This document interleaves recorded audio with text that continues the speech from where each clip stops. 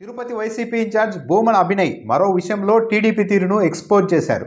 లోకేష్ ఎక్కడికైతే వెళ్లి బీరాలు పరికారో అక్కడికే వెళ్లి తెలుగుదేశం పార్టీ ప్రభుత్వాన్ని ఎండగట్టారు అభినయ్. నారా లోకేష్ యువగలం పాదయాత్రలో ఎక్కడికి వెళ్లినా పెట్రోల్ అంశాన్ని ప్రధానంగా ప్రస్తావించేవారు. జగన్ ప్రభుత్వం భారీగా దోచేసుకుంటోంది, పెట్రోల్ డీజిల్ ధరల్ని పెంచేసింది అంటూ మాట్లాడారు.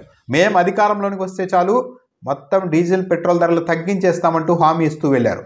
లీటర్కు జగన్మోహన్ రెడ్డి ప్రభుత్వం 30 రూపాయలు దోచేస్తోందంటూ కూడా ప్రచారం చేశారు నారా లోకేష్. తాము అధికారంలోకి వస్తే పెట్రోల్ డీజిల్ ధరలను తగ్గించడం ద్వారా నిత్యావసర సరుకుల ధరలు అమాంతం తగ్గిపోయేలా చేసి ప్రజలకు చాలా లాభం ఉండేలా చేస్తామంటూ పాదయాత్ర పొడవునా లోకేష్ హామీ ఇచ్చారు. పెట్రోల్ డీజిల్ ధరలతో పాటు ఇంటి పన్ను లాంటివి కూడా తగ్గించేస్తామని గతంలో హామీ ఇచ్చారు. అంతటితో ఆగకుండా జగన్ ప్రభుత్వాన్ని తాము ఎండగడుతున్నామంటూ పెట్రోల్ బంకుల వద్దకు వెళ్లారు నారా లోకేష్. పాదయాత్రలో భాగంగా కుప్పం నుంచి పలమనేరు వెళ్తున్న సమయంలో ఏపీ సరిహద్దుల్లోనే ఉన్న కర్ణాటక రాష్ట్ర పరిధిలోని పెట్రోల్ బంకు వద్దకు వెళ్లి నారా లోకేష్, ప్రజలారా చూశారా జగన్మోహన్ రెడ్డి ప్రభుత్వం మిమ్మల్ని ఏ విధంగా దోచేసుకుంటుందో, పక్క రాష్ట్రంతో పోలిస్తే పక్కనే ఉన్న మన రాష్ట్రంలో పెట్రోల్ బంకుల్లో డీజిల్ పెట్రోల్ ధరలు చాలా ఎక్కువగా ఉన్నాయంటూ పదే పదే నారా లోకేష్ మాట్లాడారు. వేలు పెట్టి మరీ ధరల పట్టికను చూపించారు.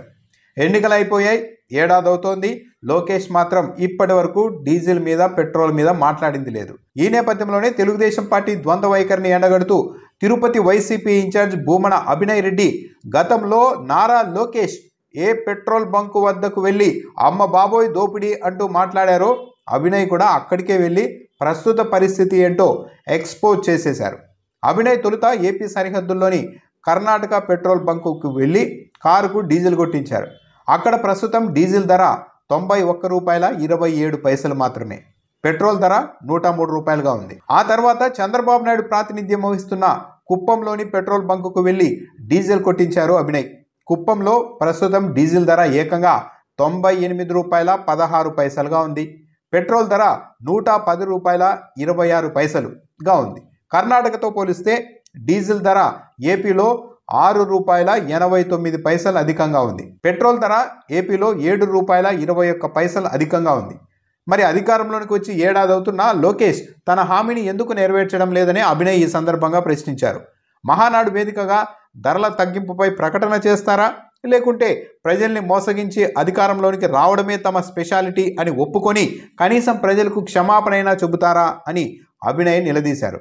అధికారంలోనికి రావడం కోసం కూటమి ఇచ్చిన హామీలపైన నేరుగా క్షేత్రస్థాయిలోనికి వెళ్ళి ఇటీవల భూమన అభినయ్ వాటిని వెంటగడుతూ ఉన్నారు.